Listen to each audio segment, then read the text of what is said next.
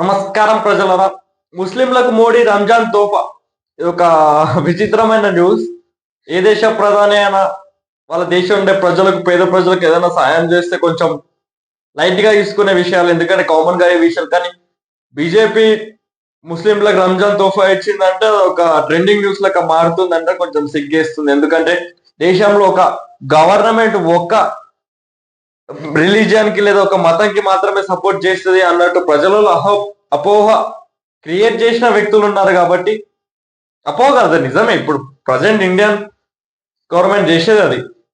కానీ ఈరోజు ముస్లింస్లకు తోఫా, ముస్లిం ప్రజలకు కానుక, బట్టలు అవి ఇచ్చే కార్యక్రమం బీజేపీ ప్రారంభించిందంటే దానికి ముఖ్య కారణం రెండే ఉన్నాయి.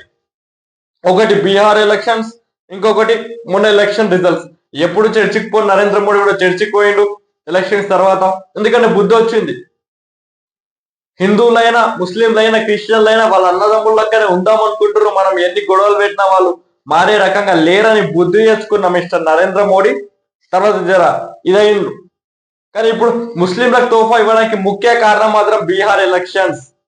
బీహార్ లో ముస్లిం ఓట్ బ్యాంక్ అధికంగా ఉంది కాబట్టి అక్కడ ఉన్న ముస్లింలను మబ్బపరుచుకోవడానికి ఆయన ట్రై చేసిండు. కాబట్టి అది ఒక తోఫాలు విఫలం చేస్తారు. ఇప్పుడు కొంతమంది బీజేపీ సన్నాసులు, లేదు మా మోడీ ఇట్లా ఇస్తారు అందరికి ఇస్తారు అనే సన్నాసులకు నిజం తెలుసుకోవాల్సిన విషయం ఏంటంటే, ఇప్పటిదాకా మోడీ హిందువులకు కూడా ఏ తోఫా ఇవ్వలేడు. దివాళీకి తోఫా ఇవ్వలే, ఉగాదికి తోఫా ఇవ్వలే, దసరాకి తోఫా ఇవ్వలే, ఎప్పుడు కూడా ఇవ్వాలి. ఇది ఫస్ట్ టైం బీజేపీ ముస్లింలకు ఇస్తుంది. ఎందుకంటే అక్కడ ఉన్న ముస్లిం ఓట్ బ్యాంక్ ని లాక్కునే ప్రయత్నం మాత్రమే వీళ్ళు చేస్తారు. కాబట్టి నరేంద్ర మోడీ కొన్ని సందర్భాల్లో మసీద్లకు వెళ్ళిన సందర్భాలు అక్కడ టోపీ కూడా పెట్టుకోమంటే తీసి పక్కకు పెట్టిన వ్యక్తి ఈరోజు ముస్లింలకు తోఫా ఇస్తుంది. అంటే అలాంటి నరేంద్ర మోడీని మార్చిన ఘనత భారతదేశ ప్రజలది, భారత రాజ్యాంగంది.